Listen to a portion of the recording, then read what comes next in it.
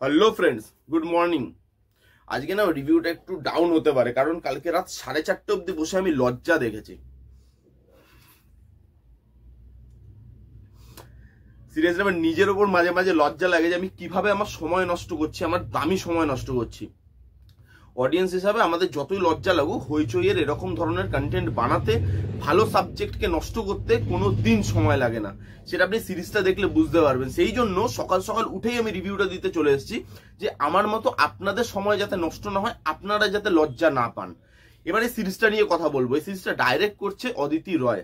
নমস্য মানুষ ভাই, যেদিনকে আমি দেখা পাবো পায়ে ধরে প্রণাম করবে। আগেও বলেছি, যেদিনকে আমি এই মানুষটির, এই মহামানবটির দেখা পাবো না, পায়ে ধরে প্রণাম করে বলবো বেশ বেশ থাক, আর না, আর পারছি না। সাবস্ক্রিপশন তো নষ্ট হয়েছে, টাকা তো নষ্ট হয়েছে, সময়, আমার শান্তি, ঘুম সব নষ্ট হয়ে গেছে, আর পারবো না।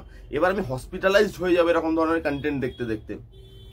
এটার কাস্টে আছে প্রিয়াঙ্কা সরকার, স্নেহা চ্যাটার্জি, ইন্দ্রাশিস রয় এবং আরো অনেকে। এবার যদি পজিটিভ দিক আর নেগেটিভ দিক নিয়ে কথা বলি, বাংলা ইন্ডাস্ট্রিকে ভালো সাবজেক্ট নষ্ট করতে এক্সিকিউশনের জন্য এর আগেও দেখেছি, এর পরেও দেখব। এখানে সাবজেক্টটা ভালো, ভাবনাটা ভালো ছিল, যে সোশ্যাল ইস্যুটাকে নিয়ে কথা বলছে সেটা কিন্তু বেশ ভালো, এবং সেটা বেশ গুরুতর একটা, মানে কি বলবো, সোশ্যাল ইস্যু। সেই জিনিসটাকে এরা যেভাবে নষ্ট করেছে এক্সিকিউশনে, যেভাবে এক্সিকিউশনটাকে ঘেটেছে, সেটা দেখলে আপনি হা হয়ে যাবেন। 6টা এপিসোডের সিরিজ, প্রত্যেকটা এপিসোড 25 থেকে 30 মিনিট করে। এবার এই যে সোশ্যাল ইস্যুটা নিয়ে কথা বলছে, যে একটা ফ্যামিলির মধ্যে বা একটা বাড়ির মধ্যে একটা মহিলাকে, সেটা মা হতে পারে, মেয়ে হতে পারে, বউ হতে পারে, বোন হতে পারে, তাদেরকে কিভাবে ভার্বালি অ্যাবিউজ করা হয়, তাদেরকে না মেরেও, তাদের উপর গায়ের জোর না খাটিয়েও কিভাবে তাদেরকে অত্যাচার করা হয়, তাদেরকে অসম্মান করা হয়, তাদেরকে হেনস্থা করা হয়, সেই জিনিসটা নিয়ে এই সাবজেক্টটা কথা বলছে। যেখানে প্রিয়াঙ্কা সরকারের হাজবেন্ড তাকে প্রতিনিয়ত গালাগালি দেয়, অ্যাবিউজ করে, ভার্বালি অ্যাবিউজ করে, তো তাকে হেনস্থা করে, তাকে লজ্জা দেয় এবং তাকে অসম্মান করে।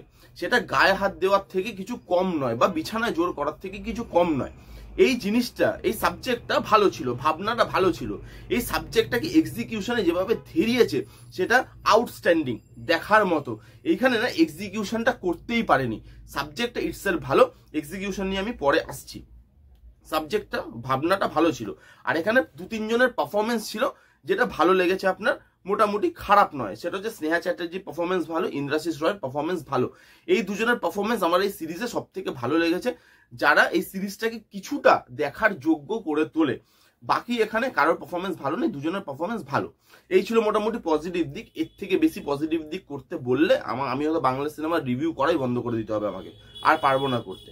ঠিক আছে, এবার যদি নেগেটিভ দিক নিয়ে কথা বলি, ফার্স্ট নেগেটিভ দিক হচ্ছে এখানে সাবজেক্টটা হচ্ছে ভার্বালি অ্যাবিউজ নিয়ে, যে ভার্বালি অ্যাবিউজ করা ঠিক নয়, এবং সেটা একটা গুরুতর সাবজেক্ট। এবং এরকম সাবজেক্টে অ্যাবিউজ থাকবে বা গালাগালি থাকবে, সেটা তো স্বাভাবিক, কারণ গালাগালিটা না দিলে অথেন্টিসিটিটা আসবে কি করে। কিন্তু গালাগালিটা কোথায় দেওয়া হচ্ছে, কিভাবে দেওয়া হচ্ছে, স্ক্রিন প্লেতে কিভাবে গালাগালিটাকে অ্যাড করা হচ্ছে, সেটাও কিন্তু জরুরি।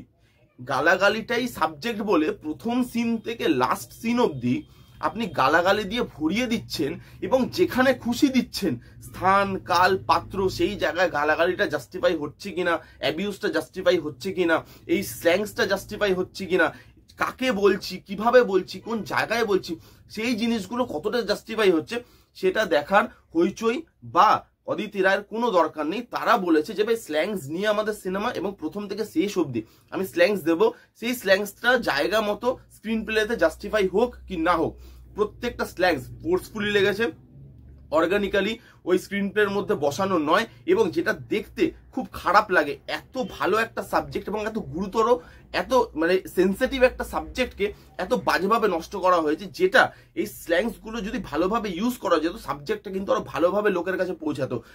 স্ল্যাংস গুলো এত ফোর্সফুলি ইউজ করা হয় যে সাবজেক্টটার থেকে প্রথমেই আপনার মন উঠে যায়, কানেকশন তৈরি হয় না, এবং সেইখানে এই সাবজেক্টটাকে খুব বাজে জায়গায় নিয়ে চলে যায় এই ফোর্সফুলি স্ল্যাংস গুলো। সেটা খুব বাজেভাবে ইউজ করা হয়েছে। নেক্সট যেটা নিয়ে কথা বলবো, ডাইরেকশন। এখানে আমি ডাইরেকশনের এক্সাম্পল দিতে গিয়ে একটা দুটো সিনের কথা আমি আপনাকে বলবো। ধরুন আপনার একটা ফ্ল্যাট বাড়ি আছে, সেই ফ্ল্যাট বাড়িটা বেশ বড়, ধরুন একটা 800 স্কোয়ার ফুটের বা 1000 স্কোয়ার ফুটের বা 1200 স্কোয়ার ফুটের একটা ফ্ল্যাট বাড়ি। সেখানে ধরুন রান্নাঘরে একটা কিছু জ্বলছে, পুরো ঘর ধোয়া হয়ে গেছে, আপনি ডাইনিং এ বসে আছেন, আপনি কি খবর পাবেন না বা আপনি কি সেন্স করতে পারবেন না যে রান্নাঘরে কিছু একটা পুড়ছে? এখানে দেখাচ্ছে প্রিয়াঙ্কা রান্নাঘরে কিছু একটা বসিয়েছে যেটা জ্বলে গেছে এবং ঘরের মধ্যে পুরো ধোয়া হয়ে গেছে। ডাইনিং এ তার হাজবেন্ড, তার হাজবেন্ডের বন্ধু সবাই মিলে বসে চিকেন নাগেটস খাচ্ছে আর কফি খাচ্ছে। আউটস্ট্যান্ডিং। তার কিচ্ছু বুঝতে পারলো না যতক্ষণ না একটা কাজের মেয়ে এসে বললো এখানে কিছু জ্বলছে, আগুন লেগেছে, আগুন লেগেছে। এই ডাইরেকশনকে আমি কি করে ভালো ডাইরেকশন বলবো বলুন তো? কি করে আমি বাংলা সিনেমা বা বাংলা সিরিজের পাশে দাঁড়াবো? স্ক্রিন প্লে কোনোভাবেই ভালো না। অ্যাকচুয়ালি কি হয়েছে না, এই গল্পটা খুব ওয়ান লাইনার একটা গল্প, মানে এই গল্পটার প্রথমত 6টা এপিসোড হয় না, 25 থেকে 30 মিনিট করে সেটাকে করেছে, কারণ হইচইয়ের একটা স্লট থাকে যে আমি 25 থেকে 30 মিনিট করে 6টা এপিসোড বানাবো, সেটা যাই সাবজেক্ট হোক, ছোট সাবজেক্ট বড় সাবজেক্ট, সেটাকে আমাকে 25 থেকে 30 মিনিট করে বানাতে হবে 6টা সাবজেক্ট, মানে 6টা সিরিজ, এবং সেটাকে পার্ট 2 তে নিয়ে যেতে হবে, যেটা এই সিরিজটাও করে।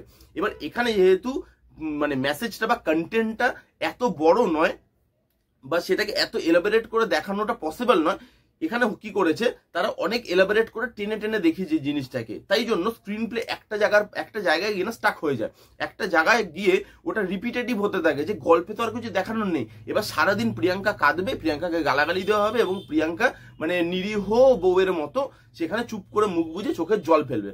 এইখানে গিয়ে এই যে গল্পটা আটকালো, এই গল্পের চাকা আর এগোলো না ভাই। 4টে অবধি আমি এটাই দেখে গেলাম যে লাস্ট মানে এই কেঁদেই যাচ্ছে, তাকে অপমান করেই যাওয়া হচ্ছে, এর আর কোনো সলিউশন নেই। ক্লাইম্যাক্সে গিয়ে একটু বেটার হলো, ফিল্মটা একটু উঠলো, ওঠার সাথে সাথে সেকেন্ড পার্টের জন্য ফিল্মটা এই সিরিজটা শেষ হয়ে গেল। সিরিয়াসলি বলছি, স্ক্রিন প্লে এত জঘন্য যে আপনি বিশ্বাস করতে পারবেন, একটা টাইমের পর গিয়ে আপনার বোরিং লাগে, আপনার ঘুম পায়, আপনি ভাবেন এটা কখন শেষ হবে, কারণ একটা টাইমের পর দেখানোর আর কিছু নেই। তার মধ্যে 6টা এপিসোড 25 থেকে 30 মিনিট করে, তার আবার সেকেন্ড সিজন। ফার্স্ট সিজনে না কিচ্ছু দেখায়নি, জাস্ট দেখিয়েছি প্রিয়াঙ্কাকে কিভাবে অপমান করা হয়, ও কাঁদছে, ও লাস্টে গিয়ে এইটা নিয়ে লড়বে বলে ঠিক করে, এটা দেখাতে গিয়ে 6টা এপিসোড চলে গেল।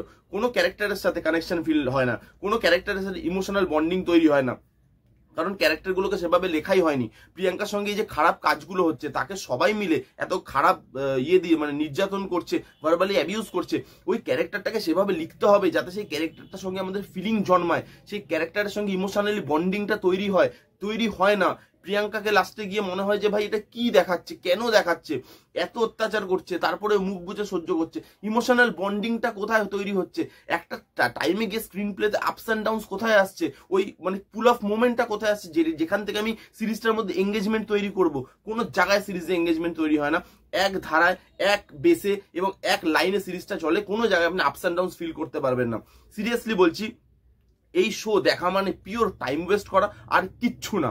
মানে আপনি জাস্ট মানে বলছি, যদি আপনার টাইম নষ্ট না করতে হয় তাহলে এই শোটার থেকে আপনি দূরে থাকুন। আমি সাধারণত বলি না কোনো শো এর থেকে কাউকে দূরে থাকতে, বাট এই শোটার থেকে আপনি দূরে থাকুন, আপনার স্বাস্থ্যের জন্য শোটা ক্ষতিকর। খুব খারাপ একটা শো হয়েছে, আর হয়েছে এর থেকে বেটার আশা আমি করিও না। এই ছিল আমার লজ্জা রিভিউ। কারা কারা দেখেছেন লজ্জা আমার মতো সময় নষ্ট করে এবং ঘুম নষ্ট করে কমেন্ট করে জানান। যারা দেখেননি তারা দেখবেন কি দেখবেন না তাদের ডিসিশন, আমি আমারটা বলে দিলাম। রিভিউটা ভালো লাগলে please give it a Thums up, like করবেন, কমেন্ট করবেন, শেয়ার করবেন, চ্যানেলটাকে আমার সাবস্ক্রাইব করবেন। দেখা হচ্ছে নেক্সট কোন ভিডিওতে। তখন bye bye, take care and be safe.